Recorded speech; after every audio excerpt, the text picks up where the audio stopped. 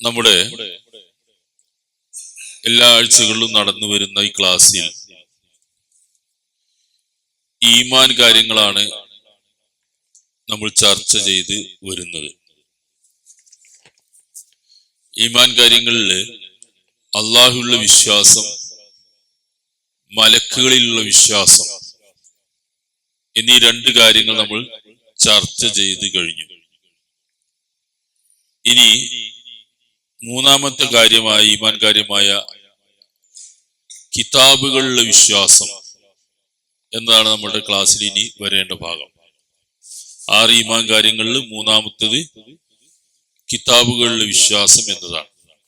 ഈ ക്രമം റസൂൽ സല്ലല്ലാഹു അലൈഹി വസല്ലം തന്നെ പഠിപ്പിച്ചെന്നാണ് ആദ്യത്തെ ക്ലാസ്സിലും തുടർന്നുള്ള ക്ലാസ്സുകളൊക്കെ നമ്മൾ പറഞ്ഞിരുന്നു. റസൂലിന്റെ അടുക്കൽ വന്ന് ജിബ്രീൽ അലൈഹിസ്സലാം മനുഷ്യരൂപത്തിൽ വന്ന് പഠിച്ച ദീൻ പഠിപ്പിക്കാൻ വേണ്ടി വന്നപ്പോൾ അൻ തുഅ്മിന ബില്ലാഹി വ മലായികതിഹി വ കുതുബിഹി വ റുസുലിഹി എന്നിങ്ങനെ അള്ളാഹുവിൽ വിശ്വസിക്കുക, മലക്കുകളിൽ വിശ്വസിക്കുക, അവന്റെ വേദഗ്രന്ഥങ്ങളിൽ വിശ്വസിക്കുക എന്നിങ്ങനെ പറഞ്ഞുകൊണ്ട് ഇങ്ങനെ ആറ് ഈമാൻ കാര്യങ്ങൾ ആ ക്രമത്തിൽ തന്നെ റസൂൽ സല്ലല്ലാഹു അലൈഹി വസല്ലം പഠിപ്പിച്ചിട്ടുണ്ട്.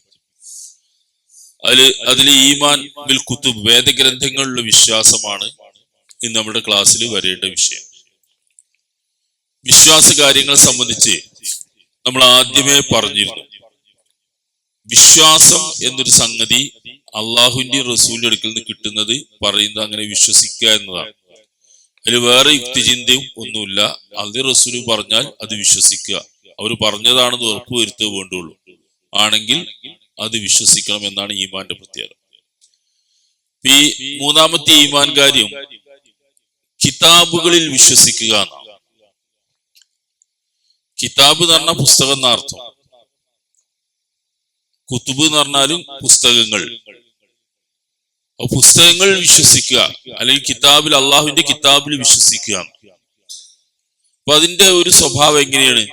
ഇപ്പൊ കുറെ പുസ്തകങ്ങളുണ്ട് ലോകത്ത്, കുറെ കിതാബുകളുണ്ട്, പല ജാതിയും പറ്റണവും പറ്റാത്തൊക്കെ കോടിക്കണക്കിനുണ്ടാവും. അതില് ഈ അള്ളാഹുവിന്റെ കിതാബിൽ വിശ്വസിക്കുക എന്ന് പറയുമ്പോൾ അതിനൊരു വ്യത്യസ്തമായ ആശയമുണ്ട്. മറ്റേതൊന്നും വിശ്വസിക്കുന്ന പ്രശ്നമല്ല, ഇതിൽ വിശ്വസിക്കുന്ന പ്രശ്നമുണ്ട്. മറ്റൊക്കെ നമുക്ക് സ്വീകരിക്കുക തിരസ്കരിക്കുക ഒക്കെ ചെയ്യാം, വായിച്ചു തള്ളാം, വായിക്കാതിരിക്കാൻ ഒരു പ്രശ്നവുമില്ല. ഇതല്ല, അള്ളാഹു തന്റെ അടിമകളായ മനുഷ്യന്മാർക്ക് അവർക്ക് സന്മാർഗത്തിൽ ചരിക്കാൻ വേണ്ടി, ജീവിക്കാൻ വേണ്ടി റസൂൽമാരെ പറഞ്ഞയക്കുകയും ആ റസൂൽമാരുടെ കൂടെ അവർക്ക് ആവശ്യമായ പാഠങ്ങൾ രേഖപ്പെടുത്തിയ ഒരു കിതാബ് കൊടുക്കുകയാണ് ചെയ്യുന്നത്.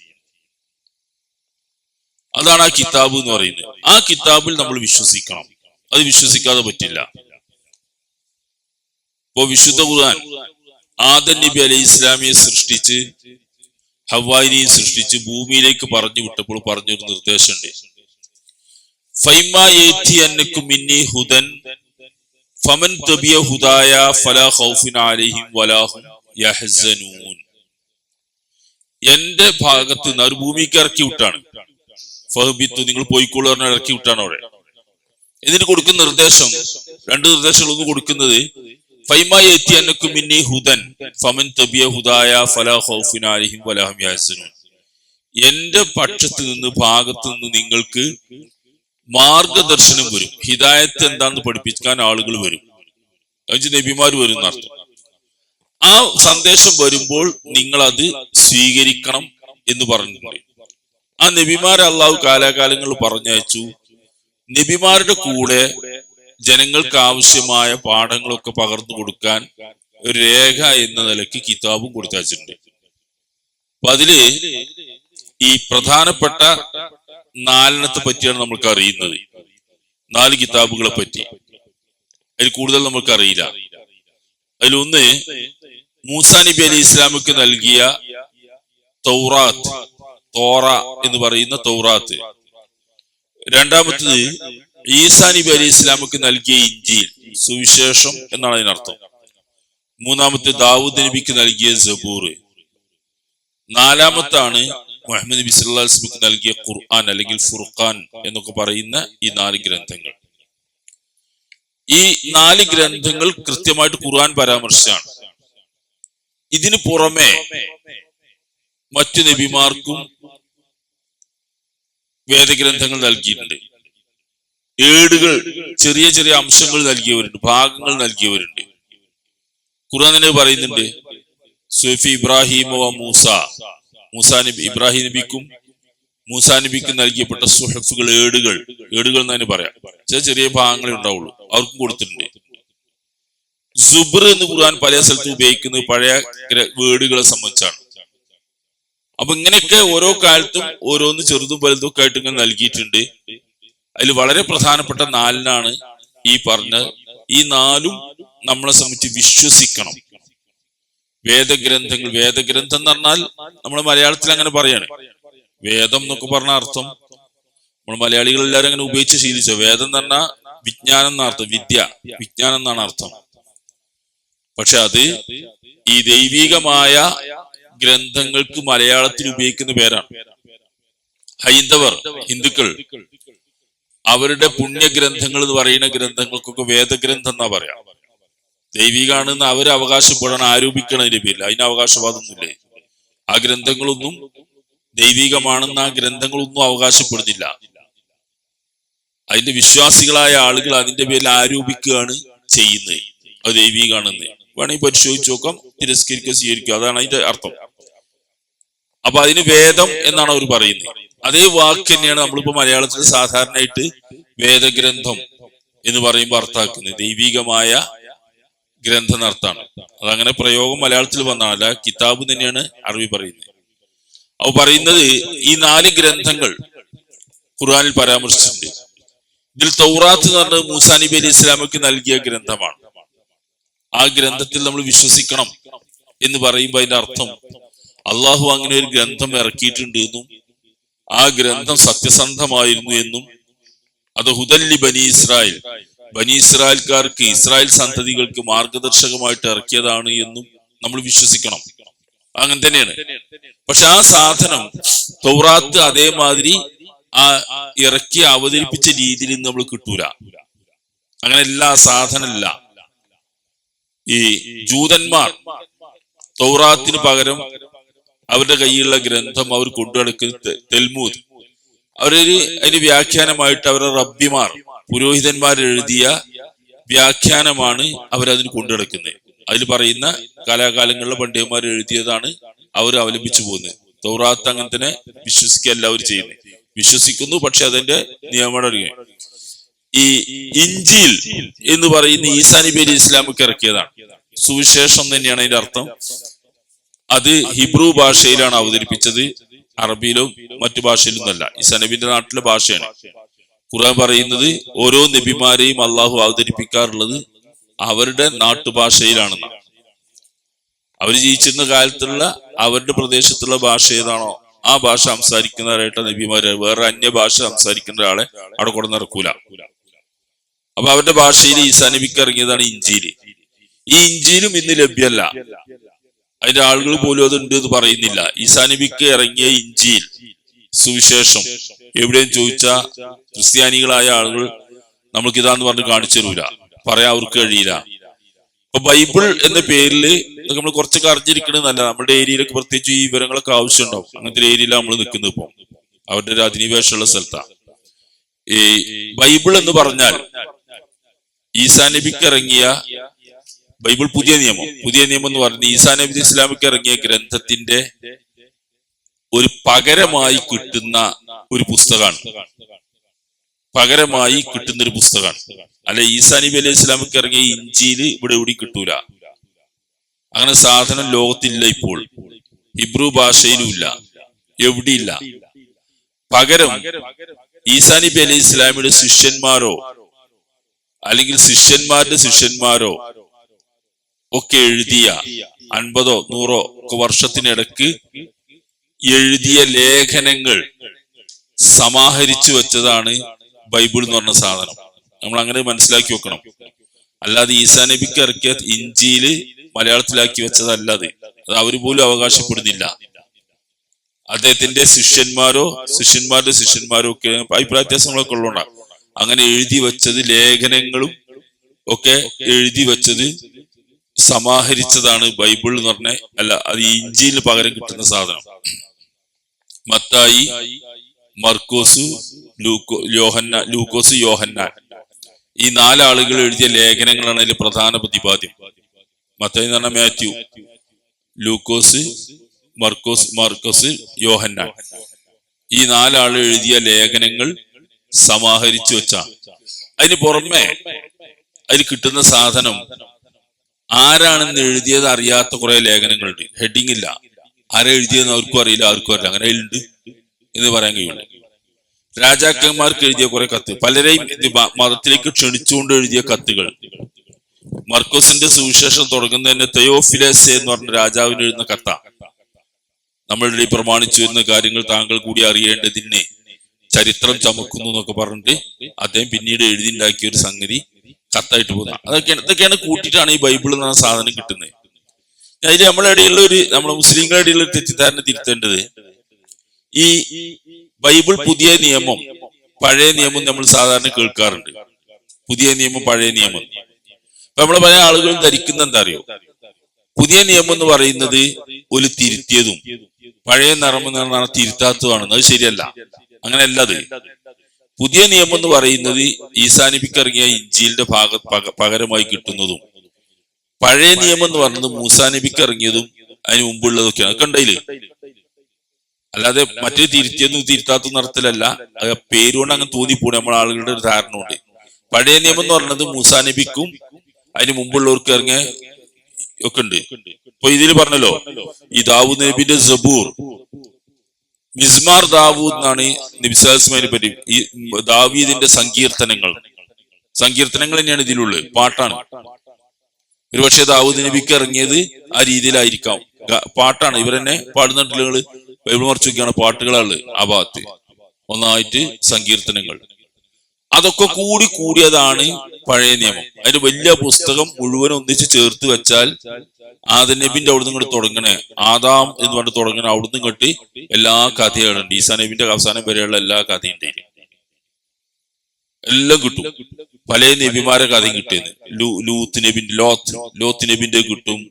വളരെ വഷളനായ ഒരു മനുഷ്യനായിട്ട് ലൂത്ത് നബിനെ ഖുർആനിൽ ഓലോ കിതാബ് പറയുന്നത്. വളരെ മോശം മനുഷ്യൻ, പെൺമക്കളെ കൂടെ ശയിച്ചതും മക്കളുണ്ടായതൊക്കെ ആയിട്ട് പറയും. നേരെ എതിരെ ലൂത്ത് നബിന്റെ കഥ. അങ്ങനെയൊക്കെയുള്ള ലൂത്ത് നബിനെ പറ്റി പറയുന്നുണ്ട്. മറ്റേ നബി അള്ളാഹിനിട്ട് ഗുസ്തി പിടിച്ചു, അങ്ങനെ എല്ലാ നബിമാരും ഉണ്ടായില്. എല്ലാരും കഥയുണ്ട് കുറേശ്ശെ അവിടെയും ഇവിടെയൊക്കെ ആയിട്ട്. ചില നബിമാരെ പേരിലെ കിതാബും ഉണ്ട്, ഒക്കെ ഉണ്ടായില്. അതിൽ പക്ഷെ പുതിയ നിയമം എന്ന് പറയുന്നത് നമ്മളൊന്ന് തിരിച്ചു മനസ്സിലാക്കാൻ വേണ്ടി ഇങ്ങനെ പറയും. പുതിയ നിയമം എന്ന് പറയുന്നതാണ് ഈസാ നബി അലൈഹി ഇസ്ലാമിക്ക് ഇറങ്ങിയ ഇഞ്ചീലിന്റെ സ്ഥാനത്തുള്ള ഗ്രന്ഥം. ഈസാ നബിക്ക് ഇറങ്ങിയ ഇഞ്ചീലാണല്ലോ, അതിന്റെ സ്ഥാനത്തുള്ള ഗ്രന്ഥം അതാണ്. ആ ഗ്രന്ഥം തന്നെ ആര് എഴുതി എപ്പോഴെഴുതിയെന്നും കൃത്യമല്ല. ആകെ 4 അങ്ങനെ പേരുണ്ട്. ബാക്കി ഓരോരുത്തർ എഴുതിയതും രാജാക്കന്മാർക്ക് പല കത്തുകളായിട്ട് ഇങ്ങനെ കൂടിക്കിടന്ന് ആരാന്ന് എഴുതിയ അറിയാത്ത 10-27 പുസ്തകങ്ങൾ ചേർത്തുണ്ടാക്കിയ ഒരു സാധനമാണ്. അതിൽ ഇതിലൊക്കെ നമ്മൾ വിശ്വസിക്കണം എന്നാ പോയി പറഞ്ഞേ. ഖുർആൻ തന്നെ പറയുന്നുണ്ട്. സൂറത്തുൽ ബഖറന്റെ ആദ്യ ഭാഗത്ത് വല്ലദീന യുഅ്മിനൂന ഉൻസില ഇലൈക വമാ ഉൻസില മിൻ ഖബ്ലിക വബിൽ ആഖിറതി ഹും യൂഖിനൂൻ. സൂറത്തുൽ ബഖറന്റെ ആദ്യ ഭാഗത്ത് വല്ലദീന യുഅ്മിനൂന ബിമാ ഉൻസില ഇലൈക, നിന്നിലേക്ക് അവതരിപ്പിച്ചു തന്നതിൽ അവർ വിശ്വസിക്കുന്നു. ഖുർആനിൽ വിശ്വസിക്കുന്നു. വമാ ഉൻസില മിൻ ഖബ്ലിക, നിനക്ക് മുമ്പുള്ളവർക്ക് അവതരിപ്പിച്ചു തന്നതിലും അവർ വിശ്വസിക്കുന്നു. അപ്പൊ ഈസാ മുഹമ്മദ് നബിക്ക് ഇറക്കിയാലും വിശ്വസിക്കും, ഖുർആനിലും വിശ്വസിക്കും. അതിന് മുമ്പുള്ളതെന്ന് പറഞ്ഞാൽ മറ്റു നബിമാർക്ക് മുഹമ്മദ് നബി സ്വല്ലല്ലാഹു അലൈഹി വസല്ലം തൊട്ടുമുമ്പുള്ള നബി ഈസാ നബിയാണ്. അതിന് മുമ്പുള്ളതാണ് മൂസാ നബി അലൈഹിസ്സലാം. ഇതിലൊക്കെ വിശ്വസിക്കും എന്ന് പറഞ്ഞതിന്റെ അർത്ഥം അവർക്കൊക്കെ കിട്ടിയ ഗ്രന്ഥം ദൈവികമായിട്ട് അള്ളാഹുവിന്റെ അടുക്കൽ നിന്ന് വഹി കിട്ടിയതാണ്. അത് സത്യസന്ധമാണ്. ആ കാലഘട്ടത്തിലെ ജനങ്ങൾക്ക് പ്രബോധനത്തിന് വേണ്ടി അയച്ചു കൊടുത്തതാണ് നമ്മൾ വിശ്വസിക്കണം. അത് സത്യമായിരുന്നു. പക്ഷെ അതിന്റെ വിശദാംശങ്ങളിലെ വിശ്വാസം നമ്മളെ ബാധിക്കുന്നില്ല. കാരണം റസൂല് അതിനെ പറ്റി പറഞ്ഞെന്താ അറിയാം, നിങ്ങള് ക്രിസ്ത്യാനികളിൽ നിന്നും ജൂതന്മാരിൽ നിന്നും, അതായത് അഹ്ലി കിതാബുകളിൽ നിന്ന് ഉദ്ധരിക്കുമ്പോൾ അവരുടെ തൗറാത്ത് ഇഞ്ചിയിലൊക്കെ അവിടെ കിട്ടിയിരുന്നു. തൗറാത്തിന്റെ ഇഞ്ചിയിലേക്ക് ചില ഭാഗങ്ങൾ അറബിയിലേക്ക് പരിഭാഷപ്പെടുത്തിയിരുന്നു. നബിന്റെ കാലത്ത് തന്നെ വറഖത്ത് ബിൻ നൗഫലും മറ്റുമൊക്കെ ഇഞ്ചിയിൽ പരിഭാഷപ്പെടുത്തിയിരുന്ന ആളാ. അറബി ഭാഷയും മറ്റും അറിയുന്ന ആൾക്കാർ കുറച്ചൊക്കെ അത് പരിഭാഷ ചില ഭാഗങ്ങളൊക്കെ. റസൂൽ പിന്നെ ജൂതന്മാർ ക്രിസ്ത്യാനി മദീനത്ത് ചെന്നപ്പോ ഉണ്ടായിരുന്നു അവിടെ. മദീനത്ത് ക്രിസ്ത്യാനികൾ ഇഷ്ടം പോലെ ഉണ്ടായിരുന്നു, ജൂതന്മാരുണ്ടായിരുന്നു. അവരൊക്കെ ജൂതന്മാർ കൂടുതലുണ്ടായിട്ട് ക്രിസ്ത്യാനികൾ ഉണ്ടായിരുന്നു. സൗദി അറേബ്യന്റെ സൗദി അറേബ്യ അല്ല, അന്നത്തെ അറബ് രാജ്യത്തിന്റെ ജസീറത്തുൽ അറബിന്റെ ഭാഗങ്ങളിൽ ജീസാൻ ഭാഗത്തൊക്കെ ക്രിസ്ത്യാനികൾ ഉണ്ടായിരുന്നു, അന്നുണ്ടായിരുന്നു. ജീസാൻ ഭാഗത്ത് ക്രിസ്ത്യാനി, അവിടുന്നാണ് നബിന്റെ അടുത്തേക്ക് ക്രിസ്ത്യാനികൾ പള്ളിയിൽ വന്നതും ഇരുന്നതും സംസാരിച്ചതും ഒക്കെ പറയുന്ന സംഭവങ്ങളൊക്കെ അവിടുന്ന് വന്ന ആളുകളാണ്. അന്നത്തെ ബഹ്റൈന്റെ ഭാഗത്തുണ്ട്, ഇന്നത്തെ ബഹ്റൈനിൽ അന്നത്തെ ബഹ്റൈന്റെ ഭാഗത്തുണ്ടായിരുന്നു. ഇങ്ങനെയൊക്കെ പറയുന്നത് എന്താ വെച്ചാൽ ഇവരുടെ ഇടയിൽ കൂടെ ഒക്കെ ജീവിക്കുന്നത് കൊണ്ട് റസൂൽ അവരോട് പറഞ്ഞത്, അഹ്ലി കിതാബുകാർ പറയുന്നത്, അവരുടെ ഗ്രന്ഥങ്ങൾ ഉദ്ധരിച്ച് പറയുന്നത് നിങ്ങൾ സത്യപ്പെടുത്തുകയും വേണ്ട, നിഷേധിക്കുകയും ചെയ്യേണ്ടതാണ്. സത്യപ്പെടുത്തുകയും വേണ്ട, നിഷേധിക്കുകയും ചെയ്യേണ്ടതാണ്. കാരണം ചിലതൊക്കെ ശരി ഉണ്ടാവുകയില്, കാരണം ദൈവത്തിന്റെ അടുത്ത് കിട്ടിയാണോ, അള്ളാഹുവിന്റെ അടുത്ത് കിട്ടിയാണല്ലോ. ചിലതൊക്കെ അവർ കൃത്രിമം കാണിച്ചതുണ്ട്, അതുകൊണ്ട് അതിൽ അബദ്ധം ഉണ്ടാവും. അത് നിങ്ങൾ നിഷേധിക്കും വേണ്ട, സ്ഥാപിക്കും വേണ്ട, നമ്മൾ ഖുർആൻ അവലംബിച്ച് പോയാൽ മതി. ചിലതൊക്കെ അങ്ങനെ ഉണ്ടാവാം, ശരിയായിരിക്കാം, ചിലപ്പോൾ നമുക്ക് അറിയില്ല. ഈ ഖുർആൻ വ്യാഖ്യാതാക്കളായ പണ്ഡിതന്മാർ പല അഹ്ലി കിതാബിനെ പറ്റി, ജൂത ക്രിസ്ത്യാനിയെ പറ്റി ഇഷ്ടംപോലെ വന്നിട്ടുണ്ട് ഖുർആനില്. മറിയം എന്നൊരു സൂറത്തനുണ്ട്, മേരി, യേശുവിന്റെ അമ്മ മേരി, ഒരു സൂറത്തുണ്ട്. എബ്രഹാം പ്രവാചകൻ എന്ന് പറയുന്ന ഇബ്രാഹിം എന്നൊരു അധ്യായമുണ്ട് സൂറത്തിന്റെ, എത്രയോ സ്ഥലത്ത് പറയുന്നുണ്ട്. 65 സ്ഥലത്തേക്ക് ഇബ്രാഹിം നബിനെ പറ്റി പറയുന്നുണ്ട്, പേരെടുത്ത് തന്നെ പറയുന്നുണ്ട്. അങ്ങനെയൊക്കെ ഉള്ള കാര്യങ്ങൾ ഒക്കെ അവരുടെ ഇടയിൽ നിന്നായി പറയുന്നത്. അവരൊക്കെ ജീവിക്കേണ്ട ഇടയിൽ കൂടെ അതൊക്കെ ഇങ്ങനെ പറഞ്ഞു പോണത്. അപ്പൊ സ്വാഭാവികമായിട്ടും അവരുമായിട്ട് ബന്ധപ്പെട്ട വിഷയങ്ങൾ പറയുമ്പോ അവരെ നിലപാട് ഒരു പറയും, അപ്പൊ ഇങ്ങനെ ഭാഗത്തും പറയും. അപ്പൊ റസൂല് പറഞ്ഞതാ, നിങ്ങൾ തൗറാത്തും ഇഞ്ചിയിലും അല്ല, ഖുർആനാണ് നമ്മുടെ അവലംബം. അവർ പറയുന്നത് സത്യം ഉണ്ടാകാം, അസത്യം ഉണ്ടാകാം. കാരണം അവർ തിരുത്തുകയും മാറ്റുകയും ചെയ്തിട്ടുണ്ട് എന്ന് ഖുർആൻ പറയുന്ന, ഫവൈലുൽ ലില്ലദീന യക്തുബൂനൽ കിതാബ ബിഐദിഹിം സുമ്മ യഖൂലൂന ഹാദാ മിൻ ഇൻദില്ലാഹ്, സ്വന്തം കൈകൾ കൊണ്ട് ഗ്രന്ഥങ്ങൾ എഴുതി ഉണ്ടാക്കി ഇത് അള്ളാഹുവിന്റെ അടുക്കൽ നിന്നാണ്, ദൈവികമാണ് എന്ന് പറയുന്ന ആളുകൾക്ക് വൈലു, നാശമാണ്. ഫവൈലുല്ലു, അവർക്ക് നാശം എന്ന് പറയുന്നു. എന്ന് പറഞ്ഞ അവര് കിതാബ് പുരോഹിതന്മാർ സ്വന്തം എഴുതിണ്ടാക്കി, എന്നിട്ട് പടച്ചോൻ പറഞ്ഞാന്ന് പറയാണ്. അവർക്ക് ആവശ്യമുള്ളതൊക്കെ ആവശ്യമില്ലാത്തൊക്കെ വെട്ടി, ആവശ്യമുള്ളതൊക്കെ തിരുത്തി എഴുതി, അങ്ങനെ തോന്നിയതുപോലെ എഴുതി, അങ്ങനെ എഴുതിണ്ടാക്കിയ പുസ്തകങ്ങളാണ് ഇതൊക്കെ. അതിൽ തെറ്റുണ്ടാവും, ശരിയുണ്ടാവും. ബൈബിളിൽ തന്നെ വായിച്ചു നോക്കിയാൽ കാണാം, ദൈവികമായിട്ട് പറയുന്ന ശരിക്കുള്ള വാക്യങ്ങളും കേട്ടാൽ തന്നെ അങ്ങനെ തോന്നും. പടച്ചോൻ പറഞ്ഞാൽ ഇങ്ങനെ തോന്നുന്ന രീതിയിൽ തന്നെയുള്ള വാക്കുകൾ കാണാം. എന്നാൽ അതിന്റെ ഇടയ്ക്ക് കാണാം ഇപ്പം ദൈവികം അല്ല എന്നുള്ള, നമ്മൾ വിശദമായിട്ട് പറയല്ല, ദൈവികമല്ല എന്നുള്ളതിന് ഏറ്റവും പിന്നീട് എഴുതിണ്ടാക്കിയുള്ള ഏറ്റവും വ്യക്തമായ തെളിവ് എന്താ അറിയും? ഒരുപാട് കാര്യങ്ങളിൽ ഏറ്റവും എളുപ്പത്തിൽ മനസ്സിലാവുന്ന ഒരു കാര്യം, ഈ തൗറാത്ത്, ഈ ഇഞ്ചീലിന്റെ പേരിൽ കിട്ടുന്ന ബൈബിളില്, ഈസാ നബിന്റെ ഈ പേരിൽ കിട്ടുന്ന കിതാബില് ഈസാ നബിന്റെ കുരിശ് വരിച്ചതും അതിന് ശേഷം ഉണ്ടായ സംഭവമൊക്കെ ഉണ്ടായിരുന്നു.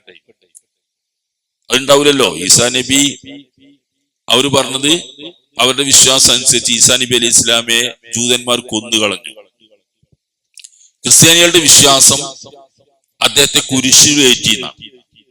ഖുർആൻ പറഞ്ഞത് രണ്ടും ഉണ്ടായിട്ടില്ല. വമാ ഖതലൂഹു വമാ സലബു, അദ്ദേഹത്തെ ജൂതന്മാർ പറയുന്ന പോലെ കൊന്നിട്ടുമില്ല, വമാ സലബു, അദ്ദേഹത്തെ ക്രൂശിച്ചിട്ടുമില്ല, രണ്ടും ഉണ്ടായിട്ടില്ല. അള്ളാഹ് അദ്ദേഹത്തിന്റെ അടുക്കിലേക്ക് ആകാശ ലോകത്തേക്ക് ഉയർത്തി കൊണ്ടുപോവാണ് ചെയ്തത്. അവിടെ തീർന്നു. പിന്നെ എന്താന്നുള്ളത് ഉണ്ടാവില്ലല്ലോ. ആകാശത്തേക്ക് കൊണ്ടുപോയി. ബൈബിളിൽ നിന്ന് അത് മനസ്സിലാവും, കൊണ്ടുപോയി എന്നൊക്കെ.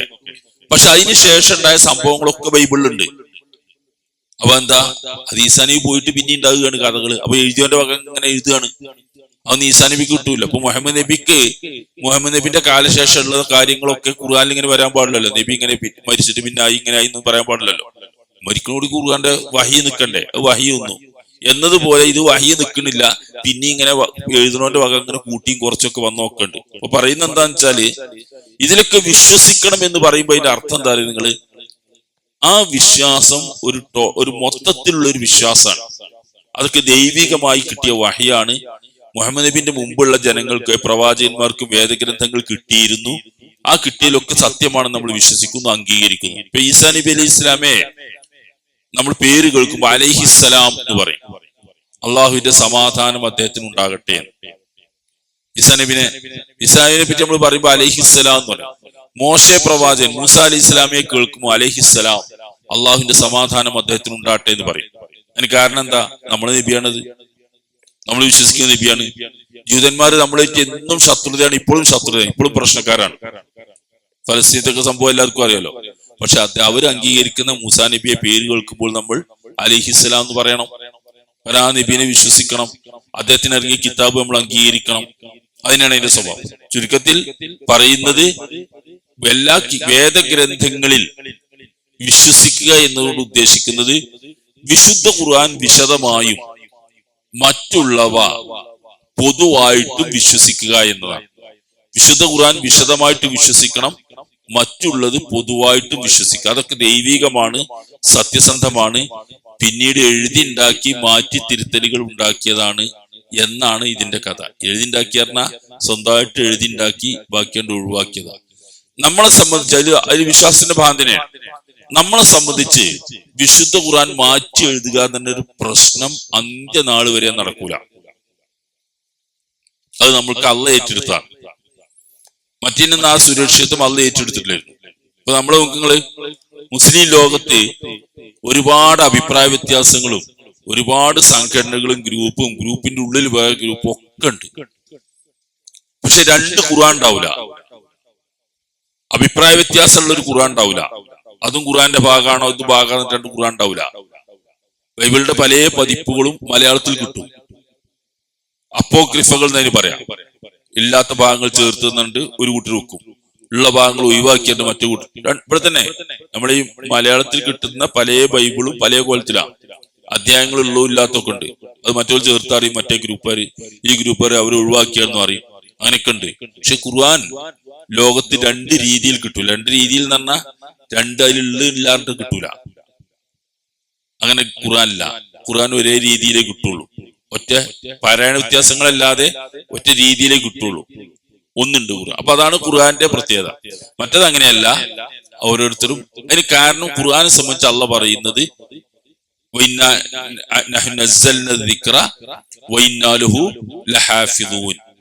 നാം ആണ് ഈ ഉത്ബോധനം അവതരിപ്പിച്ച് നാം തന്നെ അത് കാത്തു സൂക്ഷിക്കുകയും ചെയ്യുന്നതാണ്. അപ്പൊ ഖുർആൻ അള്ളാഹ് അവതരിപ്പിച്ചു, അന്ത്യനാൾ വരെ അത് കാത്തു സൂക്ഷിക്കും. ഇവിടെ ഒരു സംഗതി കൂടി നമ്മൾ ഓർക്കേണ്ടത്, ഈ മുസ്ലിങ്ങൾക്കിടയിൽ അഭിപ്രായ വ്യത്യാസങ്ങൾ പലതുണ്ടായിട്ടും ഖുർആൻ അവനവന്റെ ഇഷ്ടമനുസരിച്ച് മാറ്റി തിരുത്തി എഴുതാൻ ആർക്കും കഴിയില്ല. ഇപ്പൊ ഈ കാലത്ത് നിങ്ങൾ നോക്ക്, ലോകത്ത് ഈ അക്ഷരത്തിന്റെ കാര്യത്തിൽ എഴുത്തിന്റെ ആ വിദ്യ ഉണ്ടല്ലോ, വളരെ വികസിതമായ ഒരു കാലത്താണ്. വികസിതം എന്ന് പറഞ്ഞാൽ എന്തും എഴുതിണ്ടാക്കാം, എന്തും എഴുതിണ്ടാക്കാൻ പറ്റുന്ന പോലെ. എവിടെയെങ്കിലൊക്കെ കമ്പ്യൂട്ടർ ഉപയോഗിച്ച് കൃത്രിമങ്ങൾ കാണിക്കാൻ ഒരു പണിയിൽ എളുപ്പം നടക്കുന്ന പണിയാണ്. പക്ഷേ പല ആളുകളും ഇത് ചെയ്തിട്ടുണ്ട്. ഇസ്ലാം വിരുദ്ധരായ പല ആളുകളും ഖുർആന്റെ പല പതിപ്പുകളും ഇറക്കുന്നുണ്ട്. ഓരോരുത്തർക്ക് അവനാൻ ജൂതന്മാർക്കൊക്കെ അവർക്ക് പറ്റാത്ത ഭാഗങ്ങൾ ഒഴിവാക്കിയിട്ടും ഖുർആൻ അതിനൊക്കെ വിമർശനം ഉണ്ടല്ലോ, ഒക്കെ ഒഴിവാക്കിയിട്ടുള്ള ഖുർആൻ അങ്ങനെ ഇറങ്ങും. ഒരു കാര്യമില്ല, അത് പിടിക്കപ്പെടും, തിരിച്ചറിയുകയും ചെയ്യും. അതിന് കാരണം എന്താ നിങ്ങള്, ലോകത്ത് ഖുർആൻ അതിന്റെ യഥാർത്ഥ രൂപത്തിൽ ഹിഫ്ളാക്കിയ കാണാതെ പഠിച്ച കോടിക്കണക്കിന് മനുഷ്യന്മാരുണ്ട്. അങ്ങനെ ഒരു കിതാബ് വേറെ ഉണ്ടാവില്ല. ഖുർആൻ ആര് തിരുത്തിയാലും ഒരുത്തനോട് ചെല്ലാൻ പറഞ്ഞ അപ്പൊ കാണാതില് അതൊന്നും ഇല്ലല്ലോ, അത് തിരുത്തിയാന്ന് അപ്പറഞ്ഞ് മനസ്സിലാവും. അങ്ങനെ കോടിക്കണക്കിന് മനുഷ്യന്മാർ ലോകത്തുണ്ട്. ഒന്നും രണ്ടൊന്നല്ല. അത് മുഴുവൻ അക്ഷരം തെറ്റാതെ ആദ്യം മുതൽ അന്ത്യം വരെ പാരായണം ചെയ്യാൻ കഴിയുന്ന ആളുകൾ. അത് ഖുർആന് മാത്രമുള്ള സംഗതിയാ. വേറൊരു പുസ്തകം അങ്ങനെ പഠിച്ച ആൾക്കാരുണ്ടാവില്ല, ആരുടെ. ഇപ്പൊ ബൈബിള് വത്തിക്കാനിലെ പോപ്പിനോട് ഇത് കാണാൻ പറയണം എന്ന് പറഞ്ഞാൽ കിട്ടൂല, പറയാൻ കഴിയില്ല. അതിന് കാരണം എന്താ, അത് പഠിക്കാൻ കഴിയുന്ന രീതിയിലല്ല സാധനം ഉള്ളത്. തൗറാത്ത് പഠിക്കാൻ കഴിയില്ല. ഹിന്ദു പുരാണങ്ങൾ ഏതാണെന്ന് പോലും തീരുമാനാകാത്ത പണ്ഡിതന്മാർ അതിലുണ്ട്. ഹിന്ദു പണ്ഡിതന്മാർക്ക് അത് എത്ര കിതാബുണ്ട്, ഏതൊക്കെ ഉള്ളതാണ് ഇല്ലാത്തതാണ് ചേർത്താണോ എന്നൊക്കെ ഉള്ളിൽ അവരുടെ പണ്ഡിതന്മാർക്ക് കിതാബിന്റെ കാര്യത്തിലുള്ള തർക്കം, ഉള്ളിൽ അഭിപ്രായ വ്യത്യാസമല്ല, കിതാബിനുണ്ടോ ഇല്ല എന്നുള്ള തർക്കങ്ങൾ. ഇവിടെ ഖുർആന്റെ കാര്യത്തിൽ അങ്ങനെയല്ല ഉള്ളത്. ഖുർആനെ സംബന്ധിച്ച് അത് മുഴുവൻ കാണാതെ പഠിച്ച കോടിക്കണക്കിന് മനുഷ്യന്മാരുണ്ട്. അതില്ലാതാക്കാൻ ലോകത്തിന് കഴിയില്ല. അത് അവസാനം വരെ അള്ളാഹ് സൂക്ഷിക്കുകയും ചെയ്യും, അതിന് സംരക്ഷണവും കൊടുക്കും. അതിന്റെ കാരണങ്ങളിൽ ഒന്ന്, ഖുർആൻ അങ്ങനെ പഠിക്കാൻ പറ്റുന്ന രീതിയിലുള്ള ഒരു ഗ്രന്ഥമാണ്. മറ്റൊന്നും അങ്ങനെ പഠിക്കാൻ കഴിയില്ല. ഖുർആൻ ചെറിയ കുട്ടികൾക്കും വലിയവർക്കും ഒക്കെ പഠിക്കാൻ കഴിയും. കാരണം അതിന്റെ ഘടന അങ്ങനെയാണ്. അതൊരു പദ്യ രൂപത്തിലും അല്ല, ഗദ്യ രൂപത്തിലും അല്ല. ഈണത്തിൽ പാരായണം ചെയ്യാൻ വേറെ ഏതെങ്കിലും പുസ്തകം ഈണത്തിൽ പാരായണം ചെയ്യുന്നുണ്ടെങ്കിൽ കഴിയില്ല. നിങ്ങൾ ഹദീസ് ഒന്ന് പാരായണം ചെയ്താൽ ഈ ഖുർആൻ പാരായണം ചെയ്യണ മാതിരി. കാരണം അള്ളാഹ്ക്ക് വഹി തന്നെയാണല്ലോ ഇപ്പൊ, നബിയാണല്ലോ പറഞ്ഞു കൊടുത്ത്. ഒരു ഹദീസ് എടുത്താണെങ്കിൽ ഖുർആൻ ഓതുന്ന മാതിരി നൂതി വെക്കുകയാണെങ്കിൽ അത് ശരിയാവില്ല. ഖുർആൻ പാരായണം ചെയ്യാൻ കഴിയുന്നത് അതിന്റെ പദഘടനയും വാചകഘടനയും ഒക്കെ അങ്ങനെയാണ്. അതിങ്ങനെ ഈണത്തിൽ പ്രാസഭംഗിന്റെ അവസാനത്തെ അക്ഷരങ്ങൾ ഒപ്പിച്ചിട്ടുണ്ടാവും, പദങ്ങൾ ചേർത്ത് വെച്ചിട്ടുണ്ടാവും. നല്ല ഈണത്തിൽ കെട്ടുറപ്പോട് കൂടി ഭദ്രമായി നിൽക്കുന്ന ഒരു കിതാബ്. അത് കെട്ടഴിച്ച് മാറ്റാനൊന്നും കഴിയില്ല. അത്ര കെട്ടുറപ്പിൽ ഇങ്ങനെ നിൽക്കുന്ന ഒരു കിതാബാ. അത് അങ്ങോട്ട് ഒരു അക്ഷരം മാറ്റിയാണ്ട് അറിയും. അത്ര കൃത്യമായിട്ട് നിൽക്കുന്നുണ്ട്. അത് ഇങ്ങനെ പാരായണം ചെയ്ത് പഠിക്കാൻ ഒന്നോ രണ്ടോ പ്രാവശ്യം കേൾക്കുമ്പോൾ അങ്ങനെ മനസ്സിലേക്ക് പതിഞ്ഞു. ഒരു പാട്ടൊക്കെ പഠിയുന്ന മാതിരി അത് ഇങ്ങനെ പഠിയും. ബൈബിൾ അങ്ങനെ പഠിയില്ല. അതിന്റെ വാചകഘടന പഴയതാണ്. ഇപ്പൊ നമ്മളെ മലയാളത്തിൽ കിട്ടണൊക്കെ ഏതോ കാലത്ത് 10, 100, 75, 100 വർഷം മുമ്പ് പരിഭാഷപ്പെടുത്തിയതാ. അത് അങ്ങനെ തന്നെ നിൽക്കുകയാണ്. അതിന്റെ ഭാഷയ്ക്ക് ആ രീതിയിലാണ്. ഇതങ്ങനെയല്ല. ഇത് എക്കാലത്തും പുതുമ നിലനിൽക്കുന്ന ഒരു ഗ്രന്ഥമായിട്ട് സൂചിപ്പിക്കുന്നത് എന്താ അറിയോ? ഖുർആനിൽ വിശ്വസിക്കണം, വേദഗ്രന്ഥങ്ങളിൽ വിശ്വസിക്കണം എന്ന് പറയുമ്പോൾ ഖുർആൻ ദൈവികമാണ് എന്നും അതിന്റെ ആശയങ്ങളെല്ലാം വിശദമായി നമ്മൾ സത്യമായിട്ട് അംഗീകരിക്കുന്നു, വിശ്വസിക്കുന്നു എന്നാണ്. മറ്റു വേദഗ്രന്ഥങ്ങളിൽ വിശ്വസിക്കണം എന്ന് പറഞ്ഞതിന്റെ അർത്ഥം പൊതുവായിട്ടുള്ള ഒരു വിശ്വാസമാണ്. അതൊക്കെ അബദ്ധങ്ങളാണ്, നല്ലതായിരുന്നു ഇറക്കിയിരുന്നത്, പക്ഷെ പിന്നീട് വന്ന കൈക്രിയകൾ കാരണമായിട്ട് തിരുത്തിയതാണ്. നമ്മളുടെ കിതാബ് അങ്ങനെ തിരുത്താൻ കഴിയില്ല, തിരുത്തിയാൽ പിടിക്കപ്പെടും. അത് തിരുത്താൻ കഴിയാത്തതുകൊണ്ട് പണ്ഡിതന്മാർ വ്യാഖ്യാനിച്ചൊപ്പിക്കും. പലരും അവനാനെ വേണ്ടി വ്യാഖ്യാനിക്കും, ദുർവ്യാഖ്യാനിക്കും. അതിന്റെ വ്യാഖ്യാനമായിട്ട് എഴുതിയതിൽ തിരുത്തി മാറ്റി എഴുതും ഒക്കെ ചെയ്യും. പക്ഷെ ഖുർആൻമ തൊടാൻ കഴിയില്ല. അതാണ് നമ്മളുടെ വിശ്വാസം. അത് അന്ത്യനാൾ വരെ നിലനിൽക്കുകയും ചെയ്യുമെന്നതാണ് അതിന്റെ ഒരു പ്രത്യേകത. ഇനി ഇതില് അറിയേണ്ട ചില കാര്യങ്ങള്, നമ്മള് ഈ വിശുദ്ധ ഖുർആൻ നബി സല്ലല്ലാഹു അലൈഹി വസല്ലമക്ക് 23 കൊല്ലം കൊണ്ട് അവതരിച്ച ഒരു ഗ്രന്ഥമാണ്. നമ്മളെല്ലാം പഠിച്ചു വെക്കേണ്ട സംഗതികൾ. അതിന്റെയൊക്കെ ഒരു അടിസ്ഥാന വിവരങ്ങളാണ് നോക്കിയത്. റസൂലുള്ളാഹ് 40 വയസ്സാകുമ്പോഴാണ് നബിയാകുന്നത്. 40 വയസ്സ് വരെ സാധാരണ മുഹമ്മദ് ആയിരുന്നു. മുഹമ്മദ് സല്ലല്ലാഹു അലൈഹി വസല്ലം നമ്മൾ പറയുന്നത് 40 വയസ്സിന് ശേഷം. 40 വയസ്സാകുന്നവരെ മുഹമ്മദുൽ അമീൻ എന്ന് അവര് വിളിച്ചിരുന്നു അറബികള്. വിശ്വസ്തനായ മുഹമ്മദ്, മുഹമ്മദുൽ അമീൻ, വിശ്വസ്തനായ മുഹമ്മദ് എന്നിങ്ങനെ പേരിട്ട് വിളിച്ചിരുന്നു.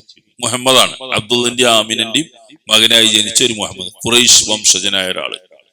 അവിടുത്തെ എല്ലാവർക്കും സമ്മതനായ നല്ല സ്വഭാവശീലങ്ങളും ഗുണങ്ങളും ഒക്കെ ഉള്ള നല്ലൊരു മനുഷ്യൻ, എല്ലാവർക്കും ഇഷ്ടമുള്ള ആദരവുള്ള ഒരു വ്യക്തിത്വമുള്ള ഒരു മനുഷ്യൻ. 40 വയസ്സ്. 40ാമത്തെ വയസ്സിൽ വഹി കിട്ടുന്നു അദ്ദേഹത്തിന്. ആ വഹി കിട്ടി പിന്നീട് 13 കൊല്ലം മക്കത്തും 10 കൊല്ലം മദീനത്ത് ജീവിച്ചു അദ്ദേഹം. ആദ്യത്തെ 13 വർഷം മക്കയിലും പിന്നെ 10 വർഷം മദീനത്തും ജീവിച്ചു. അങ്ങനെ മൊത്തം 23 വർഷമാണ്. അറബി മാസം അനുസരിച്ചാണ് 23 വർഷമാണ് റസൂല് ജീവിച്ചത്.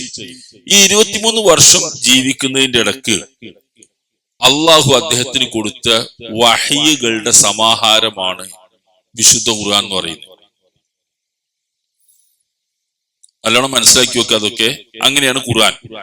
അതല്ലാതെ ഖുർആൻ പൂർണ്ണമായിട്ട് അള്ളാഹു ഇങ്ങനെ ഒരുക്കണ്ട് ഇറക്കി നൂൽമ്പ് കെട്ടി ഇറക്കണ മാതിരി ഇങ്ങനെ ഇറക്കി കൊടുത്തതല്ല. അള്ളാഹു റസൂലിന് ഒന്നായിട്ട് ഒരു കിതാബ് പറഞ്ഞു കൊടുത്തതല്ല. മറിച്ച് ഈ 23 വർഷത്തിന്റെ ഇടക്ക് വേറൊരു ഗ്രന്ഥം അങ്ങനെ ഉണ്ടാവില്ല. ഒരുപാട് ഭാഗങ്ങളിൽ വരുന്നുണ്ട്. ഞാൻ ചില കാര്യങ്ങളും സൂചിപ്പിക്കാം. ഇപ്പൊ ഖുർആൻ നബി സല്ലല്ലാഹു അലൈഹി വസല്ലമക്ക് ആദ്യം അവതരിച്ചത് നമ്മൾക്ക് എല്ലാവർക്കും അറിയാം. 40 വയസ്സാവുമ്പോൾ അള്ളാഹുവിന്റെ റസൂല് ഈ ഏകാന്തവാസം, ഒറ്റയ്ക്കിരിക്കാൻ തോന്നിയ റസൂലുള്ളാഹിക്ക്. അങ്ങനെയാണ് ഹിറാ ഗുഹയിൽ പോയിരിക്കുന്നത്. റസൂലുള്ളാഹിന്റെ വീട് കഅബയുടെ തൊട്ടടുത്തായിരുന്നു. റസൂലുള്ളാഹിന്റെ വീട് ഖദീജ റളിയല്ലാഹു അൻഹ ആയിരുന്നു നബിന്റെ അന്നത്തെ ഭാര്യ. അന്നൊരു ഭാര്യ റസൂലുള്ളാഹിക്കുള്ളൂ. ഖദീജ റളിയല്ലാഹു അൻഹ ജീവിച്ചിരിക്കുന്ന കാലം അത്രയും റസൂലുള്ളാഹിക്ക് ഒരു ഭാര്യയുള്ളൂ. ഖദീജ റളിയല്ലാഹു അൻഹയുടെ മരണത്തിന് ശേഷമാണ് ഒന്നിലധികം വിവാഹം നബി കഴിച്ചത്. അപ്പൊ ഖദീജ റളിയല്ലാഹു അൻഹയാണ് ആദ്യത്തെ 25 വയസ്സ് മുതലുള്ള ഭാര്യ. പിന്നെ 40 വയസ്സായതിനു ശേഷം വഹയി കിട്ടിയതിനു ശേഷം 13 വർഷവും ഏതാണ്ട് 10 വർഷവും നബിന്റെ കൂടെ ഭാര്യ കിട്ടുന്ന ആളാണ്. അപ്പൊ അവരാണെന്ന് റസൂല്ലാന്റെ ഭാര്യയായിട്ടുള്ളത്. അവര് റസൂല്ല ഹിറാ ഗുഹയിൽ പോയി ഒറ്റയ്ക്കിരിക്കും. അവിടെ പോയിട്ട് ഖജർലാൻ അദ്ദേഹത്തിന് ഭക്ഷണം കൊണ്ടുപോയി കൊടുക്കും. ഒന്നോ രണ്ടോ തവണയൊക്കെ പോയി കൊടുക്കും. അതൊരു സാഹസം തന്നെയാണ്. നമുക്ക് ഇന്ന് ആലോചിച്ച് നോക്കിയാൽ മനസ്സിലാവും. മക്കയിലേക്ക് പോയിട്ടുള്ള ആളുകൾക്ക് പെട്ടെന്ന് മനസ്സിലാവും ഹിറാ ഗുഹന്റെ അടുത്തേക്ക് പോകണമെങ്കിൽ നമുക്ക് പോലും ഇപ്പോഴും അങ്ങോട്ട് നടന്നു പോകാൻ കഴിയാത്ത വിധം ഉയരത്തിലും മലന്റെ മുകളിലുള്ള ഒരു ഗുഹയാണത്. അവിടെ നിന്ന് റസൂൽ ഒറ്റയ്ക്ക് പോയിരുന്നിരുന്നത്. എന്താണ് അതിന്റെ പ്രേരണ എന്ന് നബിക്ക് മാത്രമേ അറിയുള്ളൂ. അല്ലെ അള്ളാന്റെ ഒരു നിർദ്ദേശാനുസരണം പോയതുപോലെയാണ്. അവിടെ ആയിഷ ഖദീജ പോവും, ഭക്ഷണം കൊടുക്കും, തിരിച്ചു വരും. അങ്ങനെ വളരെ ഇഷ്ടപ്പെട്ട ഭാര്യയും നബിയോടെ പറ്റി അങ്ങേയറ്റ ബഹുമാനമുള്ള ഭാര്യയായിരുന്നു ഖദീജ. വളരെ ബഹുമാനം. നബിനെ ഖദീജ കല്യാണം കഴിക്കുന്നത് പോലും അങ്ങനെയാണ്.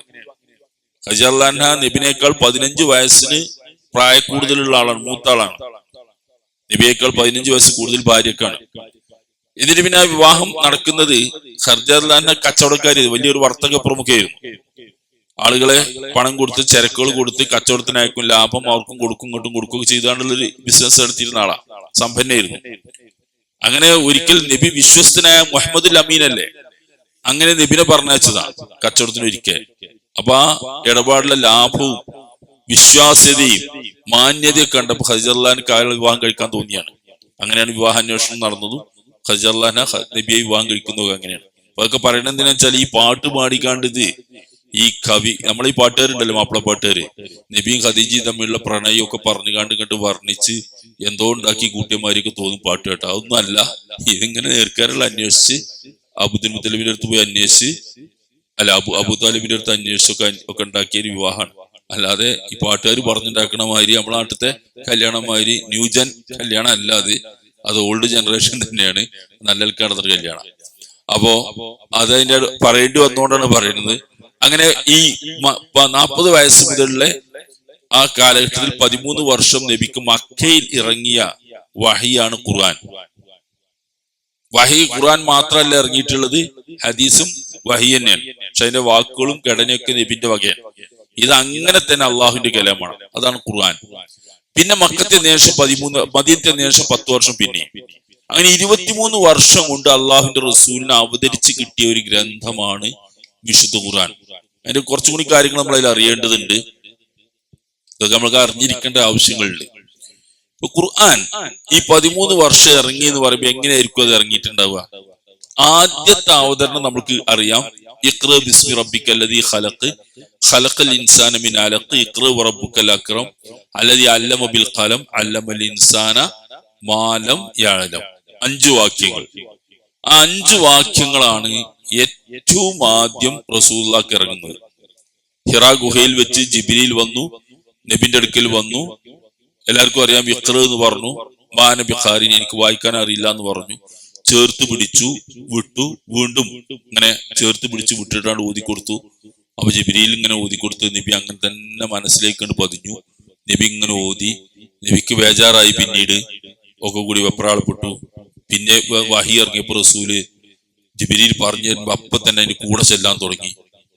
കാരണം അത് മറന്നു പോകാൻ പറ്റൂല്ലോ, ബേജാറായിട്ട് ഹിഫ്ളാക്കാൻ വേണ്ടി. അപ്പൊ ഖുർആൻ ലാ തുഹർരിക് ബിഹി ലിസാനക ഇന്നാ അലൈനാ ജംഅഹു വ ഖുർആനു സുമ്മ ഇന്നാ അലൈനാ ബയാന. അപ്പൊ ആയത്തിറങ്ങി, നീ ഓതി തരുമ്പോൾ നാവ് ഇങ്ങനെ ചലിപ്പിച്ച് ബേജാറാവേണ്ടതില്ല. അത് നിന്റെ മനസ്സിൽ സമാഹരിച്ചു തരേണ്ട ബാധ്യത നമ്മളുടേതാണ്. അത് ഓതി തരേണ്ടത് നമ്മളുടെ ബാധ്യതയാണ്. പിന്നെ അത് വിശദീകരിച്ചു തരേണ്ടത് നമ്മളുടെ ബാധ്യതയാണ്. അത് നീ ബേജാറാവൊന്നും വേണ്ട, കേട്ടുകൊടുത്താൽ മതി, നിന്റെ മനസ്സിൽ അത് പതിഞ്ഞു തരും. അപ്പൊ അങ്ങനെ ആദ്യത്തെ ഇഖ്റ ഇറങ്ങി. ഇഖ്റയുടെ ആദ്യത്തെ 5 ആയത്താണ് ഇറങ്ങുന്നത്. നല്ലോണം ശ്രദ്ധിക്കാതെ നോക്കുക, 5 ആയത്താണ് ഇറങ്ങുന്നത്. പിന്നീടുള്ള ഇഖ്റയുടെ ആ സൂറത്തിലൊക്കെ പിന്നെ എപ്പോഴും ഇറങ്ങിയതാണ്. തുടർച്ചയായിട്ട് സൂറത്തായിട്ട് ഇറങ്ങിയതല്ല. ആദ്യമായിട്ടൊരു സൂറത്ത് പൂർണ്ണമായിട്ട് ഇറങ്ങുന്നത് സൂറത്തുൽ ഫാത്തിഹയാണ്. അത് കംപ്ലീറ്റ് 7 ആയത്ത് ഒറ്റ ട്രിപ്പിന് ഒരു പ്രാവശ്യമായിട്ട് ഇറങ്ങിയതാണ്. ബാക്കിയൊക്കെ ചില സുഹൃത്തുക്കളും ചെറിയ താഴെയുള്ള ചെറിയ സുഹൃത്തുക്കളും പൂർണ്ണമായിട്ട് ഇറങ്ങുന്നതാണ്.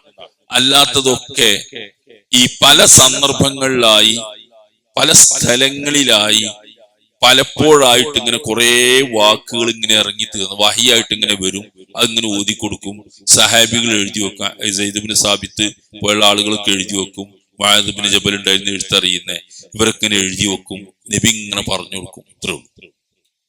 അതല്ലാതെ സൂറത്തുൽ ബഖറ ഏകദേശം 2.5 ജുസുകളുണ്ട്. അതൊന്നായിട്ട് ആദ്യം മുതൽ അവസാനം വരെ ഇറങ്ങിയതല്ല. അതിന്റെ ചില ഭാഗങ്ങൾ അവസാന ഭാഗത്ത് ആമിന റസൂൽ ബിമാ ഉൻസില എന്ന് പറഞ്ഞാൽ അതൊക്കെ ഒരിക്കൽ ഇറങ്ങിയതാണ്. അങ്ങനെ അങ്ങനെ അങ്ങനെ അങ്ങനെ കുറെ പലപ്പോഴും പല സ്ഥലങ്ങളിലായിട്ട് ഇറങ്ങിയതാണ്. അങ്ങനെ മക്ക കാലഘട്ടത്തിൽ 13 വർഷവും അങ്ങനെ ഇറങ്ങി. മദീനയിൽ ചെന്നതിന് ശേഷം 10 വർഷവും അങ്ങനെ ഇറങ്ങി. അങ്ങനെ 23 വർഷം ഇറങ്ങിയ ആയത്തുകൾ പല സന്ദർഭങ്ങളിലും പലയിടത്തും ഇങ്ങനെ ഇറങ്ങിയത് എഴുതി വെച്ചു സഹാബികൾ.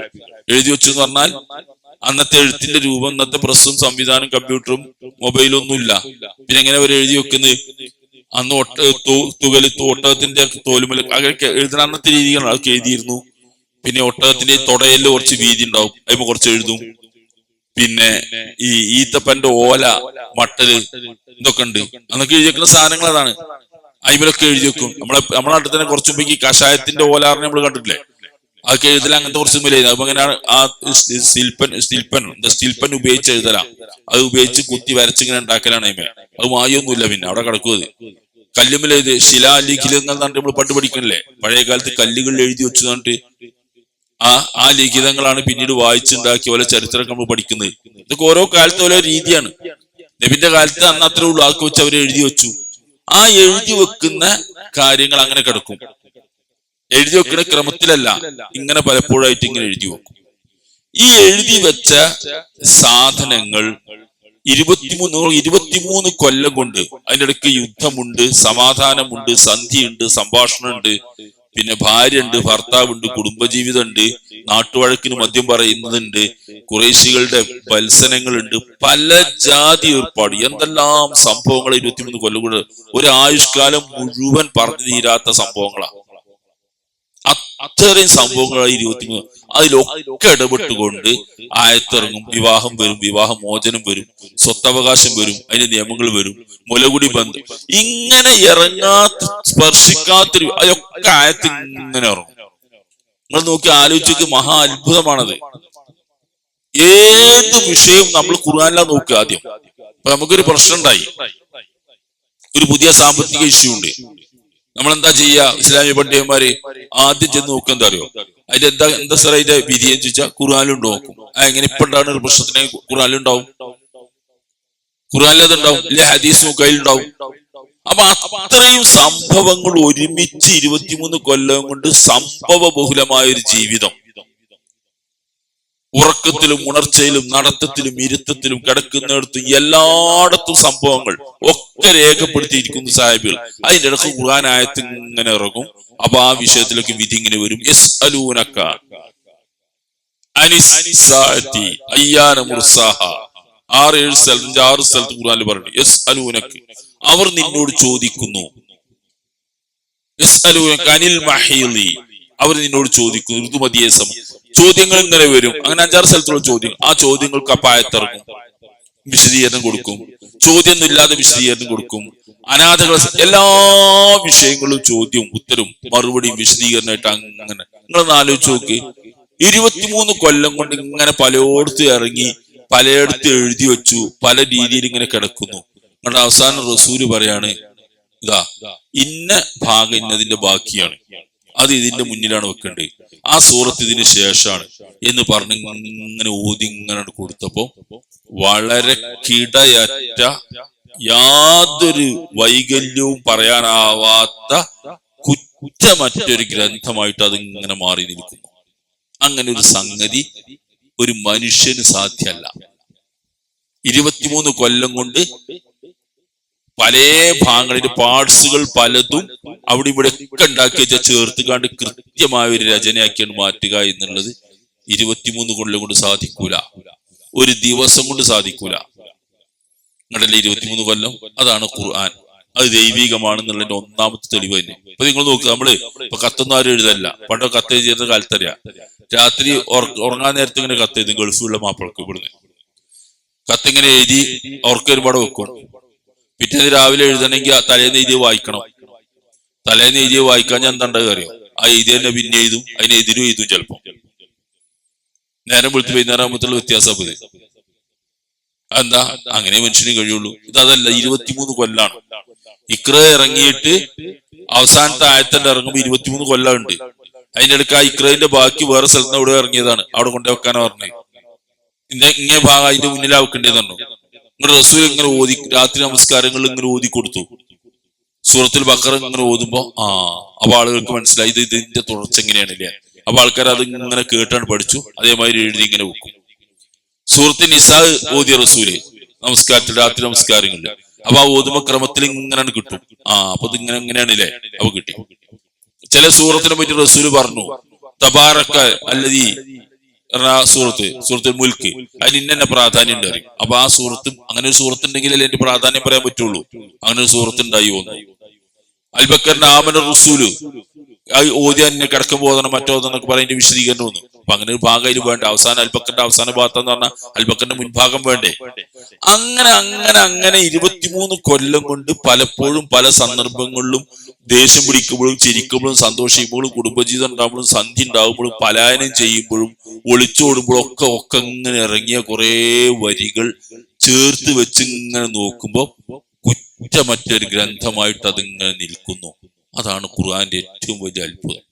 അങ്ങനെയാണ് ഖുർആൻ അവതരിച്ചു തീർത്ത് ദൈവികമാണ്, അല്ല അള്ളാഹുവിന്റെ അടുക്കൽ നിന്നുള്ള വഹിയാണ് എന്നത് ഒരു സംശയമില്ലാതെ ആ ഒരു ഒറ്റ കാര്യം പരിശോധിച്ച ബോധ്യവും. മനുഷ്യന്മാര് പുസ്തകം എഴുതുന്ന മാതിരിയല്ല. മനുഷ്യന്മാര് പുസ്തകം എഴുതുമ്പോ ആരെഴുതിയാലും ഒറ്റയ്ക്ക് എഴുതിയാലും കൂട്ടായിട്ട് ഒരു സംഘം ലേഖകന്മാർ, അങ്ങനെ പറയില്ല ചില പുസ്തകമൊക്കെ, ഒരു സംഘം ലേഖകന്മാരുടെ വിവരങ്ങൾ ശേഖരിച്ച് പരമാവധി കേടുകളൊക്കെ തീർത്ത് കുറ്റമറ്റതാക്കിയ ഒരു ഗ്രന്ഥം എന്നാ ഈ എൻസൈക്ലോപീഡിയ വിജ്ഞാനകോശങ്ങളൊക്കെ ഉണ്ടല്ലോ. ഇപ്പൊ അങ്ങനെയാണ്. ഇപ്പൊ വളരെ എളുപ്പമാണ് വിവരം ശേഖരിക്കാൻ. ഒരു കമ്പ്യൂട്ടറും ഒരു നെറ്റ് ഉണ്ടായാല് ലോകത്തിന്റെ ഏത് മൂലയിലുള്ള വിവരവും നമ്മളെ മോണിറ്ററിലുണ്ട് വരും. അപ്പൊ അങ്ങനെയാണ്. അങ്ങനെ ബട്ടൺ അമർത്തിയാൽ മുന്നിലും കണ്ടു വരും. അതാണ് ലോകം.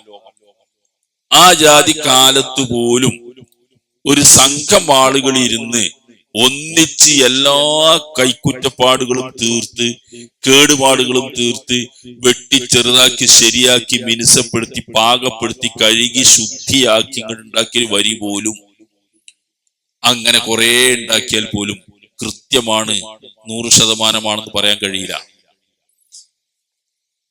കാരണം എന്താ പറയുക, നിങ്ങള് മനുഷ്യന്മാർ അവിടെ ഇവിടേക്ക് ഇരുന്ന് എഴുതിയ പല കോലത്തിലോ. ഇതങ്ങനെ ഒന്നും അല്ല. 1/4 നൂറ്റാണ്ടോളം കാലം നീണ്ടു നിന്നൊരിടവേളയിൽ പലപ്പോഴായിട്ട് കുറെ പറഞ്ഞു തീർത്തോ കൂടി ഇങ്ങനെ വെച്ചു നോക്കുമ്പോ എല്ലാം നേരത്തെ ഉള്ള ഒരു ഗ്രന്ഥത്തിന്റെ കുറെ ഭാഗങ്ങൾ ആദ്യം പറഞ്ഞ് ചേർത്ത് ഘടിപ്പിച്ച് ഇങ്ങനെ പാർട്സ് ഒക്കെ ചേർത്തപ്പോ കൃത്യമായി നിൽക്കുന്ന, എവിടെയും ഒന്ന് മിനുക്കുക പോലും ചെയ്യേണ്ടതില്ലാത്ത രീതിയിൽ കൃത്യമായി നിൽക്കുന്നു. അതാണ് ഗ്രന്ഥം, അതാണ് ഖുർആൻ. ഖുർആനെ പറ്റി പറയുന്നു നോക്കുന്നത് ദാലിക്കൽ കിതാബ്, അതാണ് ഗ്രന്ഥം. ദാലിക്കൽ കിതാബ് ലാ റൈബ ഫീഹി, ഒരു സംശയവുമില്ലാത്ത ഗ്രന്ഥം. ഹുദല്ലിൽ മുത്തഖീൻ, മുത്തഖികളായ ആളുകൾക്ക് വഴി കാണിച്ചു കൊടുക്കുന്ന ഗ്രന്ഥം. ആ ഒരൊറ്റ വരി നമ്മൾ അത്ഭുതപ്പെടുത്തും. എന്താ പറയുന്നത് നിങ്ങള് ഒന്നുകൂടി ശ്രദ്ധിക്കൽ കിതാബ്, അതാണ് ഗ്രന്ഥം, അല്ലെങ്കിൽ ഈ ഗ്രന്ഥം. ലാ റൈബ ഫീഹി, ഒരു സംശയവുമില്ലാത്ത ഗ്രന്ഥമാണ്. ഹുദല്ലിൽ മുത്തഖീൻ, മുത്തഖികളായ അഥവാ ധർമ്മനിഷ്ഠ, ജീവിതത്തിൽ സത്യവും അസത്യവും വേർതിരിച്ച് മനസ്സിലാക്കി നല്ല നിലക്ക് ജീവിക്കണം എന്ന് ആഗ്രഹിക്കുന്ന ആളുകൾക്ക് വഴി കാണിച്ചു കൊടുക്കും. ഒരു സംശയമില്ലാത്ത ഗ്രന്ഥം. ശരിക്കും പരിശോധിച്ചാൽ എന്താ അറിയാൻ മനസ്സിലാവുക, വിശുദ്ധ ഖുർആൻ ഇപ്പൊ കിട്ടുന്ന രൂപം. ഇപ്പൊ നമ്മള് കയ്യിലൊരു ഖുർആന്റെ രൂപം ഉണ്ടല്ലോ, നബിന്റെ കാലത്ത് ഇറങ്ങിയ മാതിരി അല്ലല്ലോ, ഇറങ്ങി പൂർത്തീകരിച്ച ശേഷം രൂപ നമ്മളെ കയ്യിലുള്ളത്. അതില് ആദ്യത്തെ അധ്യായം 114 സൂറത്താള്. ആദ്യത്തെ അധ്യായം സൂറത്തുൽ ഫാത്തിഹ, ഒരു ആമുഖമാതിരി 7 ആയത്ത്. ഖുർആന്റെ മൊത്തം ആശയിൽ കിട്ടുന്ന രൂപത്തിൽ ഒരു ചെറിയ ചെപ്പിൽ ഒതുക്കിയ മാതിരി പറഞ്ഞു 7 ആയത്തുകൾ. രണ്ടാമത് തുടങ്ങുന്ന അൽ ബഖറ, 2ാമത്തെ അധ്യായം. അതിൽ ആദ്യത്തെ വരിയാണ്. എന്താ ആദ്യം ഒരു കിതാബിൽ പറയുന്ന കാര്യങ്ങള്, ഒരു സംശയമില്ലാത്ത ഗ്രന്ഥമാണ്. അങ്ങനെ നിങ്ങൾ ലോകത്ത് ഏതെങ്കിലും ഒരു കിതാബിൽ കണ്ടു നോക്കി, ഉണ്ടോന്ന് ചോദിച്ചു അന്വേഷിച്ചു നോക്കി, ഉണ്ടാവില്ല. ഒരു സംശയമില്ലാത്ത ഗ്രന്ഥമാണ് ഇത് എന്ന് പറഞ്ഞുകൊണ്ട് ഒരു മനുഷ്യനൊരു പുസ്തകം എഴുതൂല. മനുഷ്യൻ എഴുതാൻ കഴിയില്ല, ധൈര്യം വരൂല. അതിന് കാരണം എന്താ, നിങ്ങള് ഈ വിജ്ഞാനവും വിവരവും അറിവും ഒക്കെ ദിനേന പരിഷ്കരിച്ചുകൊണ്ടിരിക്കും. നമ്മളെ കാലത്ത് ദിനേന എന്ന് പറയേണ്ട അനുനിമിഷം പരിഷ്കരിച്ചുകൊണ്ടിരിക്കുകയാണ് നമ്മളെ കാലത്ത് വിവരങ്ങളൊക്കെ.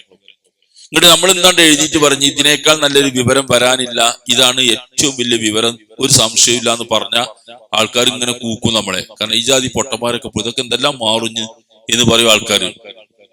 പക്ഷേ ഈ ഗ്രന്ഥത്തിന്റെ ആദ്യത്തെ വരി ഒരു സംശയമില്ലാത്ത ഗ്രന്ഥം, ധൈര്യമായിട്ട് എന്നത് പറയുന്ന കാര്യങ്ങള്. ഈ തരത്തിൽ ഒരു വിജ്ഞാനവും ഇല്ലാത്ത 14 നൂറ്റാണ്ട് പഴക്കമുള്ള ഒരു നാട്ടിൽ വെച്ച്, ആ നാടെങ്ങനെയാ നിങ്ങള്, അറബ് രാജ്യമാണ്, മക്കയാണ്, ഒന്ന് മദീനയാണ്. രണ്ടിന്റെ പ്രത്യേകത എന്താ അറിയോ? ഒരു തുരുത്ത് മാതിരി ലോകത്തിന്റെ എല്ലാ ഭാഗത്തു നിന്നും ഒറ്റപ്പെട്ട് നിൽക്കുന്ന, കാരണം ഒറ്റപ്പെടും, 4 ഭാഗത്തും മരുഭൂമിയാണ്, അവിടെ നിന്ന് ആൾപ്പാർപ്പുണ്ടാവില്ല. ആൾപ്പാർപ്പൊന്നും ഇല്ലാത്ത, എവിടെ ഒരു ബന്ധവും ഇല്ലാത്ത ഒരു തുരുത്ത് മാതിരി നടുക്കുന്ന നിൽക്കുന്ന ഒരു സ്ഥലത്ത് കുറച്ച് ആൾക്കാര്, കഅബ അവിടെ ഉള്ളതുകൊണ്ട് അതിന്റെ ചുറ്റും കുറച്ച് ആൾക്കാരുണ്ടാവും. അങ്ങനെ കുറച്ച് ആൾക്കാര്, മദീന കുറച്ച് കൃഷിക്കോ പറ്റുന്ന സ്ഥലമായതുകൊണ്ട് അവിടെ ഉണ്ടാവും. ത്വായിഫ് കുറച്ചും കൂടി തണുപ്പുള്ള ഒരു ഏരിയ ആയതുകൊണ്ട് അവിടെ കുറച്ച് ആൾക്കാർ കൃഷിയും മലയൊക്കെയോട് ഇങ്ങനെ നിൽക്കണമെന്നല്ലാതെ മറ്റു സ്ഥലങ്ങൾ കൊഴിഞ്ഞിങ്ങനെ കിടക്കുന്ന ഒരു സ്ഥലത്ത് നിന്ന് ഒരു പുസ്തകം അങ്ങനെ എഴുതിയിട്ട് ഒരു മനുഷ്യൻ പറയാം, ഈ ലോകത്ത് ഈ ജാതി ഒന്നും ആർക്കും എഴുതാൻ കഴിയൂല കേട്ടോ, ഏറ്റവും വലിയ വിവരമാണ്, ഒരു സംശയമില്ല എന്ന് പറഞ്ഞ ആൾക്കാരെന്താ ചെയ്യാറ്, ഇങ്ങനെ ഒരു പൊട്ടന്മാരൊക്കെ ലോകത്തുണ്ടായിരുന്നല്ലോ എന്ന് പറയും. പക്ഷെ അങ്ങനെയല്ല ഇത്, അങ്ങനെയല്ല ഇത്. ഒരു സംശയവും ഇല്ല എന്നാണ് പറയാണ്. നബി അല്ല പറയുന്നത്, അള്ളാഹു അവതരിപ്പിച്ച ഗ്രന്ഥമായതുകൊണ്ടാണ്, ഒരു സംശയമില്ലാത്ത ഗ്രന്ഥമാണ്. ഇപ്പൊ സാധാരണ ഈ പുസ്തകങ്ങളൊക്കെ നമ്മൾ വായിക്കലുണ്ടല്ലോ, പുസ്തകങ്ങൾ വായിക്കുമ്പോൾ ഈ ഒരു സാധാരണ രീതി, ഒരു പുസ്തകം എഴുതി തീർന്നതിന് ശേഷമാണ് അതിന്റെ മുഖവുര എഴുതുക. ആമുഖം എഴുതല അവസാന, എല്ലാം കഴിഞ്ഞിട്ട് അവസാനം ആമുഖം എഴുതുള്ളൂ. കാരണം പുസ്തകത്തിനെ പറ്റി ഒരു ലഘു പരിചയം അതിലുണ്ടാവും, ഒക്കെ അവസാനം എഴുതാം. ആ ആമുഖത്തിൽ എല്ലാ പുസ്തകത്തിലും അതിനൊരു സംഘം ലേഖകന്മാർ ഒന്നിച്ചിരുന്ന് വലിയ ഗവേഷണവും പഠനമൊക്കെ നടത്തി എഴുതിയതാണെങ്കിൽ അതിന്റെ അവസാനത്തെ ആമുഖത്തിന്റെ അവസാനത്തെ 4 വരി എന്തായിരിക്കും അറിയങ്ങള്, ഞങ്ങളുടെ അല്ലെങ്കിൽ ഞങ്ങളുടെ പരമാവധി അധ്വാനവും ശ്രമവും ഒക്കെ ചെലവഴിച്ചെഴുതിയ ഒരു ഗ്രന്ഥമാണിത്. പരമാവധി കുറ്റമറ്റതാക്കാൻ ഞങ്ങൾ ശ്രമിച്ചിട്ടുണ്ട്, പല ആളുകളുമായിട്ട് പരിശോധിപ്പിച്ചിട്ടുണ്ട്, ഇങ്ങനെ ഒരുപാട് ചെയ്ത സേവനങ്ങളൊക്കെ പറയും, ഒക്കെ എടുത്തു പറയും. അവിടെ അവസാനം ഒരു വരി ഉണ്ടാകും, എന്നാലും മനുഷ്യ സഹജമായ ശ്രദ്ധ കുറവോ അല്ലെങ്കിൽ അറിവുകേടോ ഇതിൽ സംഭവിച്ചിരിക്കാം, അത് ചൂണ്ടിക്കാണിച്ചു തന്നാൽ അടുത്ത പതിപ്പിൽ ഞങ്ങൾ തിരുത്തിക്കോളാം എന്ന് എഴുതാതെ ഒരു പുസ്തകം ലോകത്തിന് മുമ്പിൽ എഴുതി സമർപ്പിക്കാൻ മനുഷ്യന്മാർക്ക് കഴിയില്ല. അത് എഴുതിയിട്ട് എല്ലാവരും പുസ്തകം, കാരണം ആൾക്കറിയാം ഇതിനേക്കാളും വലിയ അബദ്ധം പറ്റിയിട്ടുണ്ടാവും, ശ്രദ്ധ കുറവുണ്ടാവും, ഇതിനേക്കാൾ വലിയ വിവരങ്ങൾ ഇനി വരാണ്ടാവും, ഒക്കെ ഉണ്ടാവും. അതുകൊണ്ട് നമ്മളൊരു ഒരു മുൻകൂർ ജാമ്യം എടുത്തിട്ട് അങ്ങോട്ട് ഇറക്കുള്ളൂ. ഖുർആൻ അങ്ങനെയല്ല പറയുന്നത്, ലാ റൈബ ഫീഹി, ഒരു സംശയവുമില്ലാത്തൊരു ഗ്രന്ഥം ഇതാ നിങ്ങളുടെ മുമ്പിൽ വെക്കുന്നു, ഒരു സംശയമില്ലാത്ത ഗ്രന്ഥം, സന്മാർഗം കാണിക്കും ഈ ഗ്രന്ഥം എന്നതിൽ ഒരു സംശയമില്ല എന്ന് ഉറപ്പിച്ച ആദ്യത്തെ വരിയിൽ തന്നെ എഴുതിയിട്ടാണ് ഖുർആൻ ലോകത്തിന് മുമ്പിലേക്ക് വരുന്നത്. അത് ഖുർആൻ മുഹമ്മദ് എന്ന് പറയുന്ന മനുഷ്യൻ എഴുതി ഉണ്ടാക്കിയതാണെങ്കിൽ ഇങ്ങനെ എഴുതാൻ പറയാനും കഴിയില്ല, പറഞ്ഞ അപ്പാടെ അബദ്ധമായിരിക്കും. അതിന് കാരണം എന്താ പറയുക, നബിക്ക് ആദ്യം എഴുത്തറിയില്ല, വായിക്കാനും അറിയില്ല, പിന്നെന്താ ഉള്ളത്, അറബികളുടെ അടിയിൽ കൂടെ എല്ലാവരുമായിട്ടുള്ള ഒരു സാധാരണ മനുഷ്യനാണ്, വേറൊന്നുമില്ല. ആട് മേച്ചിരുന്നു കുറച്ചു കാലം, പിന്നെ ഒരു പ്രാവശ്യം കച്ചവടത്തിന് പോയിട്ടുണ്ട്, ഖദീജ അള്ളാന്റെ കച്ചവടക്കാരനായിട്ട് പോയിട്ടുണ്ട്. പിന്നെ അവിടേക്കുള്ള ചില സാധാരണ ഒരു സ്വഭാവത്തിൽ ജീവിച്ചു എന്നല്ലാതെ ഒരു വിജ്ഞാനം പ്രത്യേകിച്ച് നേടിയിട്ടില്ല, ഒന്നുമില്ല. പിന്നെ എങ്ങനെ നബി അങ്ങനെ പറയാ, തെറ്റ് പറ്റാത്തൊരു ഗ്രന്ഥാന്ന് പറയാൻ കഴിയില്ല. ഇതൊക്കെ പറയുന്നു, വലിയ വലിയ ശാസ്ത്രജ്ഞാനങ്ങൾ പറയുന്നു, കുടുംബ വ്യവസ്ഥയെ പറ്റി പറയുന്നു, സാമൂഹ്യ വ്യവസ്ഥയെ പറ്റി പറയുന്നു, സാമ്പത്തിക വ്യവസ്ഥയെ പറ്റി പറയുന്നു, പഴയകാല നാഗരികതകൾ എങ്ങനെ ഉണ്ടായി എന്ന് പറയുന്നു, എങ്ങനെ നശിച്ചു എന്ന് പറയുന്നു. ഇതൊക്കെ ഉണ്ടല്ലോ ഖുർആനില്.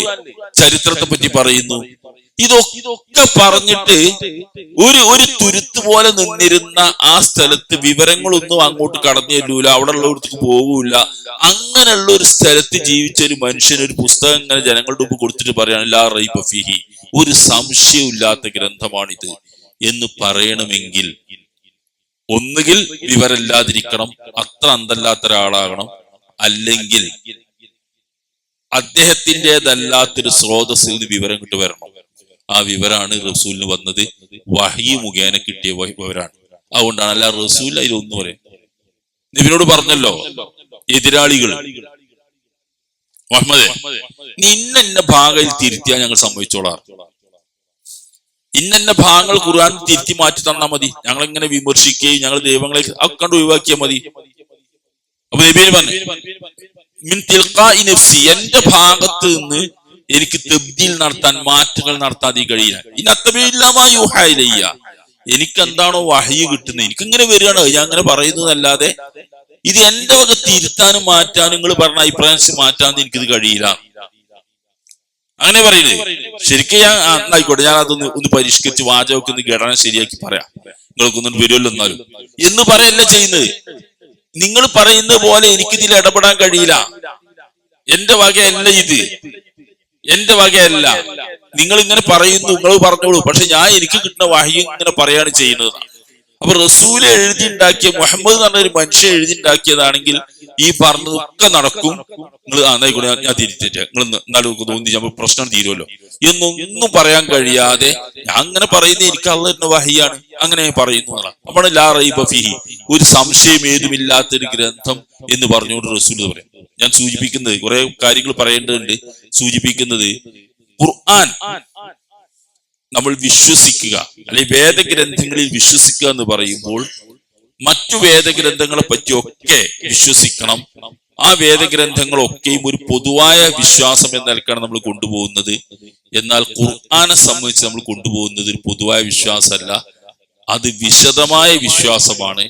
അതിൽ ഓരോ ഹർഫുകളും അക്ഷരങ്ങളും 100% ശരിയാണ് എന്നും അത് 100% ദൈവീകം ആണ് എന്നും അള്ളാഹുവിന്റെ അടുക്കൽ നിന്ന് കിട്ടിയതാണ് എന്നും മുഹമ്മദ് എന്ന വ്യക്തിക്ക് അതിൽ യാതൊരു പങ്കുമില്ല, ആ കേൾക്കുന്നത് പറഞ്ഞു കൊടുക്കുക എന്നതല്ലാതെ ഒരു കഴിവും ഒരു സ്വാധീനവും അതിലില്ല എന്നും വിശ്വസിച്ചുകൊണ്ട് തന്നെ ഖുർആൻ അംഗീകരിക്കാൻ നമ്മൾ ചെയ്യും. അതാണ് അള്ളാഹു കിതാബിലുള്ള വിശ്വാസം എന്ന് പറയുമ്പോൾ ഖുർആനെ പറ്റി നമ്മളെ വിശ്വാസം അതാണ്. അത് വിശ്വസിക്കാതിരുന്നോ മൂമിനാവൂല. അപ്പൊ അങ്ങനെ ചില ആൾക്കാരുണ്ട്. ഇപ്പൊ ഇന്നലെ ഞാനൊക്കെ വന്നു അങ്ങനത്തെ കേസ്, മതം ഇങ്ങനെ വിട്ടുപോകുന്ന ചില ആൾക്കാരുണ്ടല്ലോ. എന്താ പറയല്, എന്താ ഖുർആനില് അബദ്ധം അങ്ങനെ എത്രങ്ങോനും കണക്കാ തെറ്റ് ഖുർആനിൽ കണക്ക് അങ്ങനെ തെറ്റിക്കെടുക്കുക. എന്ത് കണക്ക്? മറ്റേ സ്വത്തൂരിയക്കിനോടത്തൊക്കെ മറ്റൊരു അങ്ങനെ അത് നോക്കുമ്പോൾ ഇത് ശരിയാവില്ല, അത് എവിടെ ശരിയാകായി, ഒരു ശരിയാകും, ഒപ്പിന് ശരിയാവണില്ല, ഒപ്പിന് മനസ്സിലാവണില്ല, ഓൻ വിചാരിച്ചവര് നടക്കണില്ല. എന്നിട്ട് അങ്ങനെ പറയാ. ഈ ഇപ്പൊ പറയാൻ സമയമല്ല, ഞാൻ സൂചിപ്പിക്കും, ഖുർആനിലെ ഈ സ്വത്ത് ഓഹരി വെക്കുന്ന കണക്ക് പറയുന്നുണ്ട് ഖുർആനില്. എന്നപ്പോ ഇത് പറയുന്ന കാര്യങ്ങള് 14 നൂറ്റാണ്ട് മുമ്പുള്ള വർത്താനായി പറയുന്നത്, ഇപ്പോഴല്ല. ആ കണക്ക് നമ്മള് ഖുർആനും ഹദീസും പഠിച്ച് നമ്മൾ മനസ്സിലാക്കണം. അത് പഠിക്കാതെ ഇവിടെ ഒരു വക്കീലിനെ, ഒരു അഡ്വക്കേറ്റിനെ പോയി കണ്ടു നോക്കി നിങ്ങള്, ഓനോട് ചോദിച്ചാൽ അവൻ പറഞ്ഞുതരും ഖുർആനിലെ ഇത് സ്വത്ത് വരിക്കുന്ന കണക്ക്. കാരണം ഒരു നിയമത്തിന്റെ ഭാഗമായിട്ട്, മുസ്ലിം ലോന്റെ ഭാഗമായിട്ട് അത് പഠിക്കും. ഓരോട് ചോദിച്ചു നോക്കേണ്ടി, വളരെ സുഖമുള്ള ഒരു കണക്കാണെന്നാ ഒരു പറയാൻ പറ്റും. കാരണം നമ്മൾ ഇങ്ങനെ ആള് മരിച്ചിരിക്കുന്നു, ഇന്നാളുണ്ട് എന്നൊക്കെ പറഞ്ഞാൽ ഓ അങ്ങനെ പെണ്ണെടുത്ത് ഇങ്ങനെ കൂട്ടിയിട്ട് ഇങ്ങനെ പറഞ്ഞതാ, ഇന്നൊക്കെ 8 മറ്റാക്ക് 6 മറ്റാക്ക് പകുതി ഇരട്ടിയതാ. അവിടെ ഖുർആനിൽ അങ്ങനെയുള്ളത്. ഓ ആയത്തൊന്നും ഓതണ്ട, അത് കൃത്യം കണക്കാണ്. അത് മുസ്ലിം ആവണ്ട. നമ്മുടെ നാട്ടിൽ നിന്ന് അങ്ങനത്തെ പല ആൾക്കാരും, മുസ്ലിങ്ങളല്ലാത്ത ആൾക്കാരും മുസ്ലിങ്ങളുടെ സ്വത്ത് ഊരിയൊക്കെ വെക്കുന്നത് കൂടുതലുണ്ട്. കാരണം കണക്കെല്ലാം അറിയുന്ന ആളാണ്, ഓനാ കണക്ക് പഠിച്ചാൽ മതി. അത്ര കൃത്യം കണക്കാണത്. ആ കണക്കാ എന്നിട്ടാണ് ഈ പറയുന്നത്. അതിൽ അങ്ങനെയല്ലേ പറഞ്ഞു ഖുർആനിലെ ഏത് കണക്കാ, അങ്ങനെ കളിയാക്കാനല്ല. അപ്പൊ ഞാൻ പറയുന്നത് വിശുദ്ധ ഖുർആൻ അതിലെല്ലാ സംഗതിയും 100% ശരിയാണ്, സത്യസന്ധമാണ്, ദൈവീകമാണ്, അള്ളാഹുവിന്റെ അടുക്കൽ നിന്ന് വഹി കിട്ടിയതാണ്. മുഹമ്മദ് നബിക്ക് യാതൊരു പങ്കുമില്ല, ആർക്കും ഒരു പങ്കുമില്ല. അത് കലാമുള്ള അള്ളാഹുവിന്റെ വാക്യങ്ങളാണ്, അള്ളാഹുവിന്റെ വചനങ്ങളാണ്. പടച്ചോൻ സംസാരിച്ചത് ലിഖിത രൂപത്തിൽ പ്രിന്റ് ചെയ്ത് നമ്മൾ മുമ്പിൽ കിട്ടുകയാണ്. പടച്ചോൻ സംസാരിച്ചാണ് നമ്മൾ മനസ്സിലാക്കാൻ ഖുർആൻ.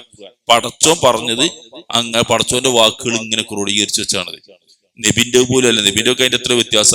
അത് ഓതിയാൽ കൂലി കിട്ടും, വെറുതെ അർത്ഥറിയാതെ ഓതിയാലും കൂലി കിട്ടും. അത് അതിന്റെ എല്ലാം കൂലി കിട്ടുന്ന, കാരണം അള്ളാഹ് സംസാരിച്ചാണത്, അള്ളാന്റെ കലാമാണ്. അതിങ്ങനെ ക്രോഡീകരിച്ച. ഞാൻ അവസാനിപ്പിക്കുകയാണ് ഈ സൂചിപ്പിക്കുന്നത്. ഈ ഈമാൻ കാര്യങ്ങളിലെ മൂന്നാമത്തെ കിതാബുകളിൽ വിശ്വസിക്കുക. കിതാബ് എന്ന് പറഞ്ഞാൽ ഈ ഗ്രന്ഥങ്ങളൊക്കെ തന്നെയാണ് നബിമാർക്ക് കിട്ടിയത്. അതിൽ മറ്റതൊക്കെ പൊതുവായിട്ട് വിശ്വസിക്കണം. മുഹമ്മദ് നബി ഇസ്ലാമിക്ക് ഇറങ്ങിയ നമ്മളുടെ ഖുർആനിൽ സമ്പൂർണമായിട്ടും വിശദമായിട്ടും വിശ്വസിക്കേണ്ടതുണ്ട്. അപ്പോഴേ ഈമാൻ ശരിയായി വരികയുള്ളൂ. അതാണ് ഈമാൻ കാര്യങ്ങളായിട്ട് പഠിപ്പിക്കുന്ന ഭാഗം.